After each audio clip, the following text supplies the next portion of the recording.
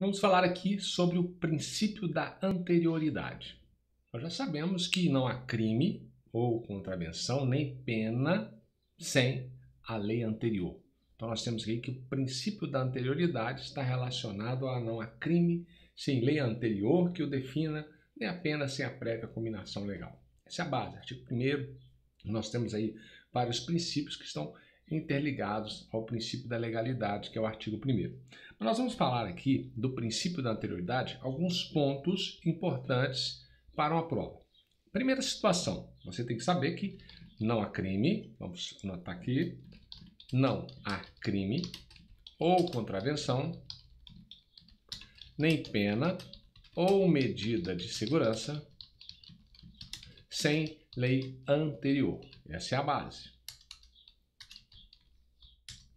Nós temos que o princípio da anterioridade, ele veda, então, o princípio da anterioridade veda a retroatividade maléfica ou prejudicial ao réu. Tudo que for para prejudicar o réu, eu não vou poder utilizar a anterioridade, né? O princípio, a lei, ela vai ter que ser aplicada a partir daquele momento. Nós temos que a lei tem que ser escrita, porque é vedado o costume incriminador. É vedado o costume incriminador. E aí você vai anotar também que veda-se a analogia incriminadora. Ou também, você vai lembrar do tempo do estudo na graduação, in malam partem. In malam partem. A analogia benéfica. Essa é possível. A analogia para beneficiar o réu, isso é possível. A analogia benéfica, ela é possível. Então, esses são os pontos básicos com relação ao princípio da anterioridade.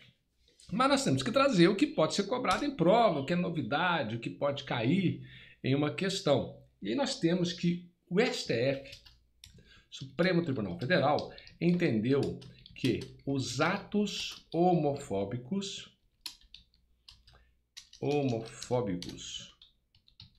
equiparam-se ao crime de racismo social, previsto lá na Lei 7.716 de 1989. 7.716 de 1989. De acordo com o STF, não houve analogia aqui no caso. Houve, sim, uma interpretação conforme a Constituição. Então, o STF fez uma interpretação conforme a Constituição Federal. Não houve uma interpretação analógica, e sim uma interpretação extensiva. Ou seja, né, o legislador disse menos que queria dizer. Agora, parte da doutrina diz que é uma analogia incriminadora, mas parte da doutrina vai falar isso. Não, isso é uma analogia, considerar, né, os crimes homofóbicos, atos homofóbicos como crime de racismo social, houve sim uma analogia incriminadora. Mas não é isso que você vai responder para uma prova, principalmente prova de primeira fase, né, de qualquer concurso ou da prova da OAB. Então nós podemos falar que parte da doutrina diz que é uma analogia incriminadora, pois esses atos não estão previstos no tipo penal. Mas, para uma prova, houve interpretação conforme a Constituição Federal. Isso está previsto lá na ação declaratória por omissão 26 lá do Distrito Federal, que foi o mandado de junção, né? 4733 do Distrito Federal, e saiu também no informativo 944. lá do STF. Então nós temos aí essas observações. Eu coloquei aqui, eu trouxe, né, inclusive eu anotei uma questão de prova para trazer aqui para vocês aqui. Mas o importante é saber que o racismo social, ele também é chamado de racismo estrutural. E por que isso? Porque a sociedade ela está estruturada de maneira a excluir um número substancial de minorias da participação em instituições sociais.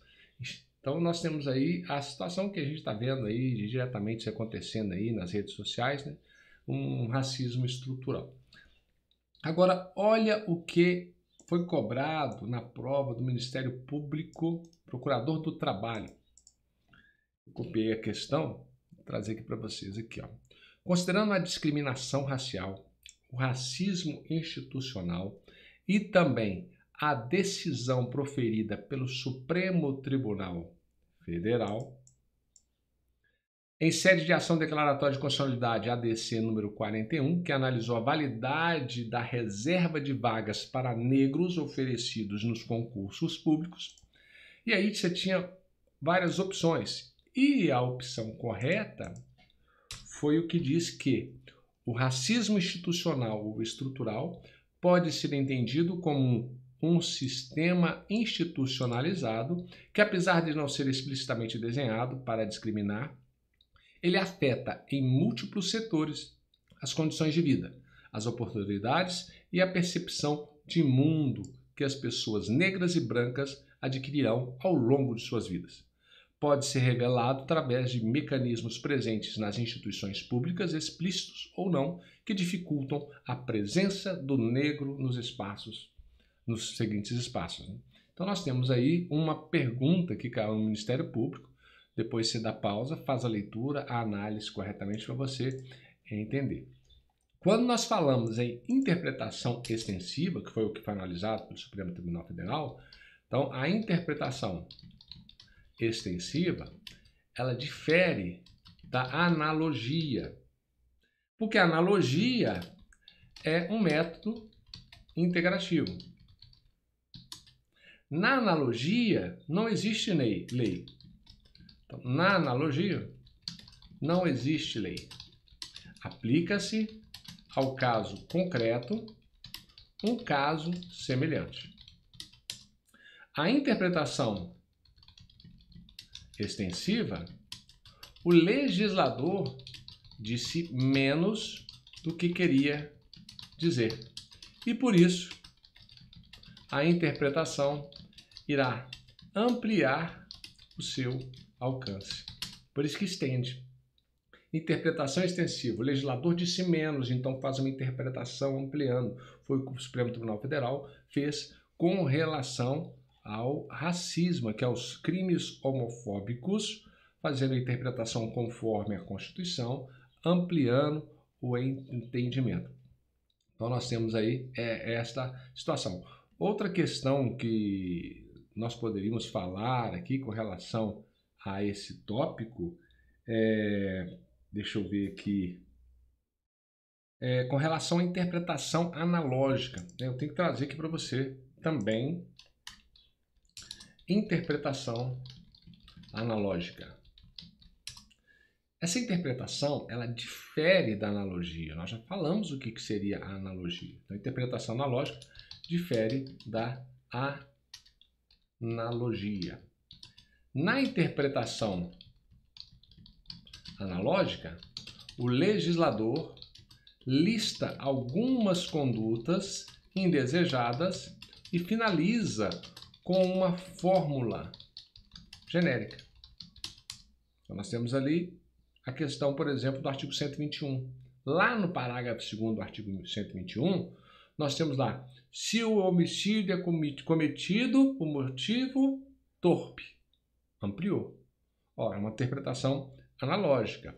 Olha aqui que diz o artigo 121, inciso 1. Copiando aqui para você.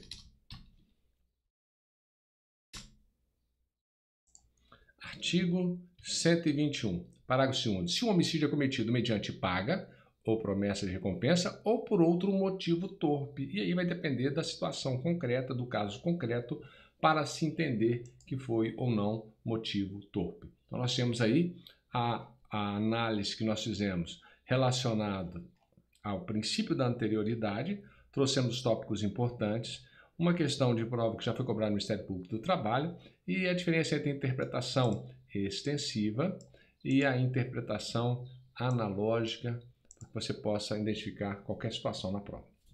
Até o próximo vídeo. Vamos continuando aí os estudos, fazendo as anotações e as revisões. Não esqueça disso.